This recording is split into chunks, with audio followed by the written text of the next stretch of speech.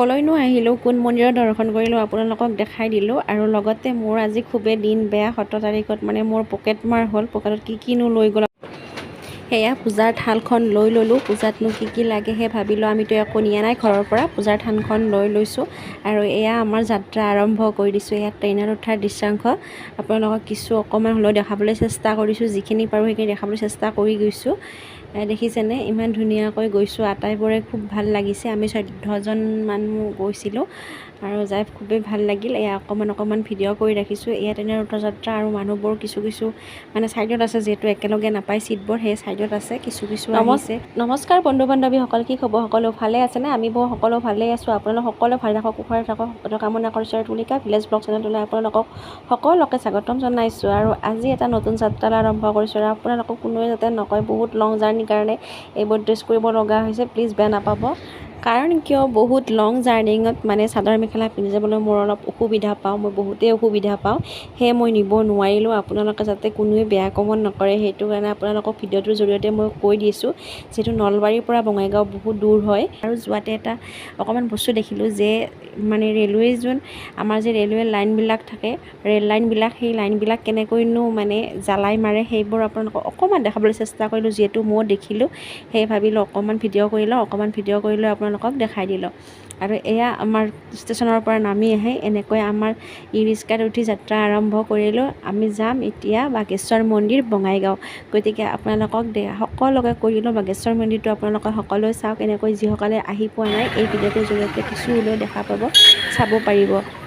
সেয়া যায় আমি ৰাস্তাৰ কাষতে, যিহেতু থালবিলাক, পূজাৰ থালবিলাক বিক্ৰী কৰে, সেইকাৰণে আমি তাত ৰখি দিলোঁ। ৰৈ দি এনেকৈ আমি বস্তুবোৰ কিনি যাম, যি লাগে যেনেকুৱা আইটেম লাগে সেইবোৰ কিনি মেলি আমি সকলোৱে ওলাই দি এতিয়া আমি ভিতৰত যাম। যিহেতু আমাৰ থালবোৰ ৰোৱা হৈছে, ভিতৰত যোৱাৰ কিছু মানে আগত মই অকণমান ভিডিঅ' কৰিছোঁ। যিহেতু মানুহবিলাকে যিকণ মানুহ আহি পোৱা নাই, সেইবিলাক মানুহ সহজ হয়, সেয়ে মই অকণমান ভিডিঅ' কৰি লৈছিলোঁ।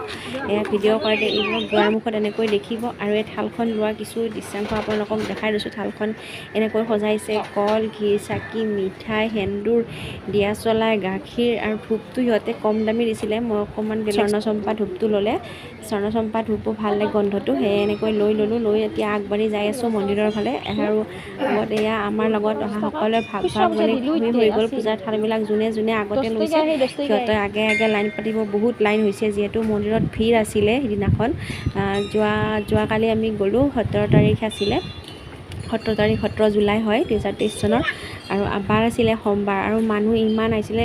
কাষতে এটা যিহেতু বাগেশ্বৰ মন্দিৰ হয়, দুৰ্গা মাৰ আন এটা ৰূপ বাগেশ্বৰী মন্দিৰ, গতিকে তাৰে ওচৰতে এটা শিৱ মন্দিৰো আছিল।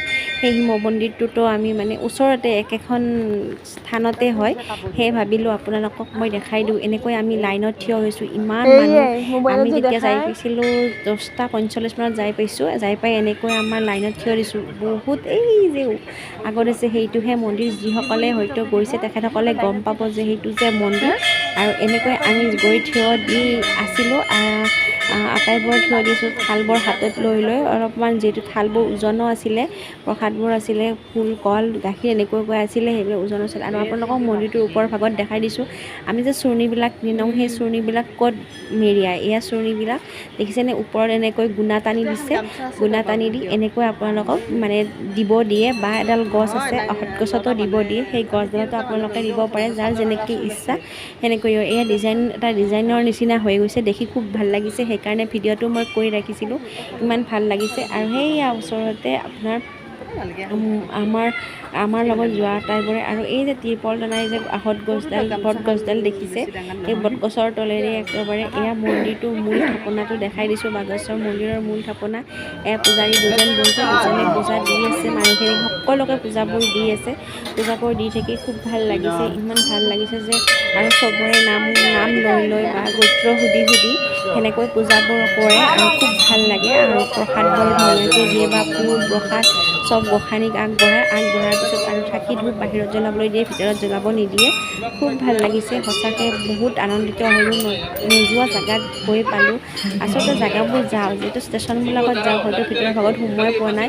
আৰু এনেকৈ যে বাগেশ্বৰী মন্দিৰ এটা বঙাইগাঁৱত আছিল, আমি কেতিয়াও দেখা নাই। এতিয়া দেখিলেহে ভাবিলোঁ মই আপোনালোকক দেখাই দিওঁ, ইমান ভাল লাগিছে। আৰু পুৰোহিতৰ কৰ্মবিলাক সঁচাকৈ খুব ভাল লাগিছে। পুৰোহিত কেইজনৰ দুজন বহিছে তেখেতসকল আৰু খালে প্ৰতি যোনে যি দিয়ে যাৰ যি মনৰ ইচ্ছা সেইবুলি সেৱা কৰিলে খুব ভাল হয় বুলি কয় মনৰ হেঁপাহ লৈ গৈছিলে বহুত কিবা কিবি আৰু এনেকুৱা দেখিছে এইটো শিৱ মন্দিৰ শিৱৰ লগত আছে গণেশ আছে তাৰপিছত কালিমা আছে এনেকৈ থৈ দিছে আৰু এই শিৱৰ ওপৰত যোনে যি দিয়ে মানে ফলবোৰ আৰু এই দৃষ্টি শিৱ মন্দিৰৰ আটাইভাগ মানে যিটো বাগেশ্বৰী মন্দিৰৰ ওচৰত শিৱ এইটো এই সোঁফালে এইটো দেখিছেনে মন্দিৰৰ যিটো মুকুট ওলাই আছে সেইটো হৈছে বাগেশ্বৰী মন্দিৰৰ একেলগে একে হেৰিতে আছে একেখন থানতে এয়া বিবাহ ভৱন আপোনালোকক অকণমান মানে যিটো ৰিভিউ এইটো দেখুৱাবলৈ চেষ্টা কৰিছোঁ যাতে সকলোৱে দেখি এইটো আনন্দ পায় ওচৰৰে পেলাই পুখুৰীও আছে আৰু মানুহবিলাকে জিৰোৱাৰ কাৰণে খুব জেগাবিলাক বহল হয় আৰু যিটো যদি পাৰোঁ ভগৱানে মিলাই আৰু এদিন যাবলৈ চেষ্টা কৰিম